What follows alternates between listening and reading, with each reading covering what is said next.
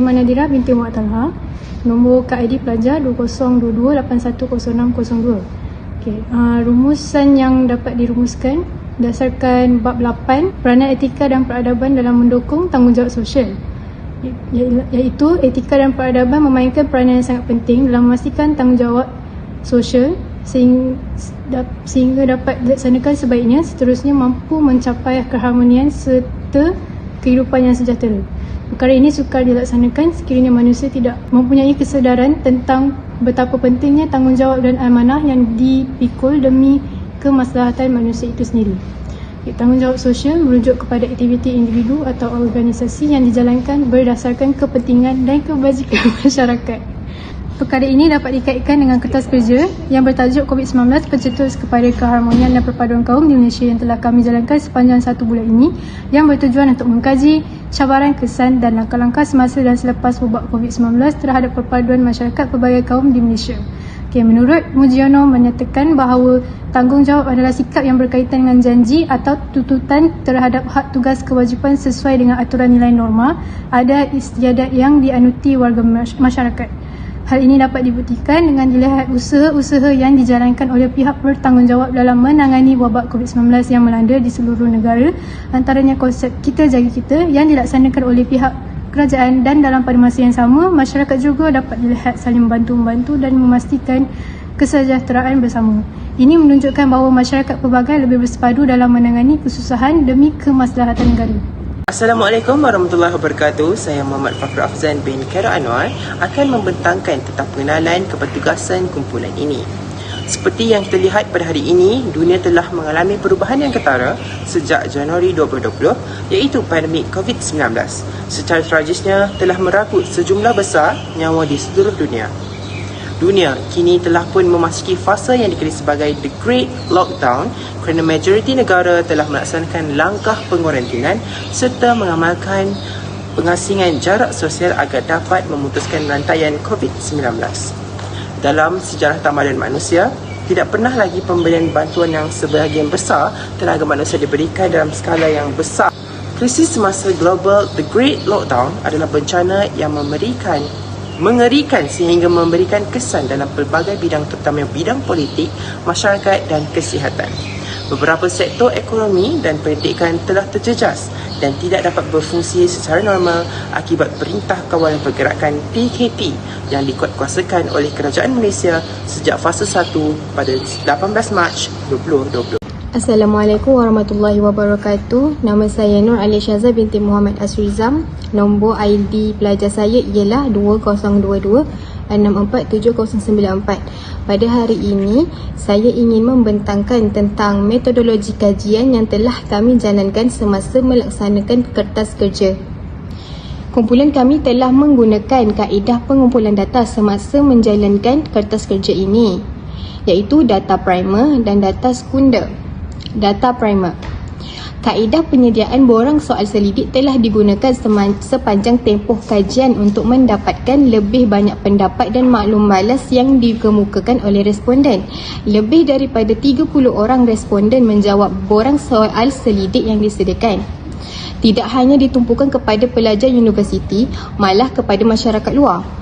Borang soal selidik yang kami hasilkan mempunyai 9 soalan. Kami telah mengajukan soalan-soalan yang telah dihasilkan berkenaan pendapat daripada responden bagi mendapat hasil kajian dan data dikumpulkan dalam tempoh 2 minggu. Majoriti responden kami terdiri daripada umur antara 19 tahun ke atas. Data yang dikumpul ini membantu kami untuk menganalisis kajian dan menyiapkan tugasan kami dalam tempoh yang ditetapkan. Kaedah kedua yang kami gunakan ialah data sekunder. Kami mengumpulkan data sekunder daripada bahan bacaan iaitu artikel, jurnal, laman web dan keratan akhbar. Melalui kaedah ini, kami telah mendapati bahawa bagaimana isu perpaduan kaum yang berlaku semasa COVID-19 melanda Malaysia dan tindakan yang boleh diambil oleh semua pihak untuk mengekalkannya. Saya Ummu Sadatul Balqis binti Zakaria, nombor metrik 2022482642. Dalam dapatan kajian ini, kami telah mengenal pasti 3 objektif utama, antaranya adalah mengenal pasti cabaran-cabaran perpaduan kaum semasa pandemik COVID-19. Daripada objektif yang pertama, hasil kajian menunjukkan lebih 51% responden bersetuju bahawa cabaran yang dihadapi semasa COVID-19 dalam mengeratkan hubungan adalah sikap segelintir kaum yang mementingkan diri sendiri. Pandangan ini dapat dilihat dalam surutan karya yang diterangkan oleh Nur Hazikah. Dalam kajian tersebut, dinyatakan bahawa masyarakat hilang pedoman dan menjadi lebih pentingkan diri kerana wabak COVID-19 tidak mengenali mangsanya dan boleh berjangkit dengan orang sekeliling tanpa mengira usia. Objektif kedua adalah menganalisis kesan-kesan yang berlaku ke atas perpaduan kaum semasa dan selepas pandemik. Ramai 68.8% responden bersetuju bahawa kesan utama COVID-19 terhadap perpaduan kaum dapat mendorong rakyat Malaysia berganding bahu secara kolektif untuk membendung wabak COVID-19. Dalam penyataan Sarjit Asjil dan Fang Yizhu, mereka menyatakan bahawa semasa tempoh pelaksanaan Perintah Kawalan Pergerakan PKP, ia telah mendorong rakyat Malaysia untuk bertindak secara proaktif dalam menyebarkan mesej dan harapan yang positif kepada golongan barisan hadapan dan mengingatkan antara satu sama lain untuk berganding bahu. 28.1% responden bersependapat bahawa dengan menyebarkan mesej dan harapan yang positif dapat memberi kesan yang utama dalam aspek perpaduan kaum. Selain itu, kurang daripada 3.3% responden memilih kesepaduan sosial dan perpaduan antara kaum di Malaysia meningkat sebelum dan semasa COVID-19. Nama saya Aisyah Amanah binti Aswira Siswadi. Nombor matrik saya 2022495162.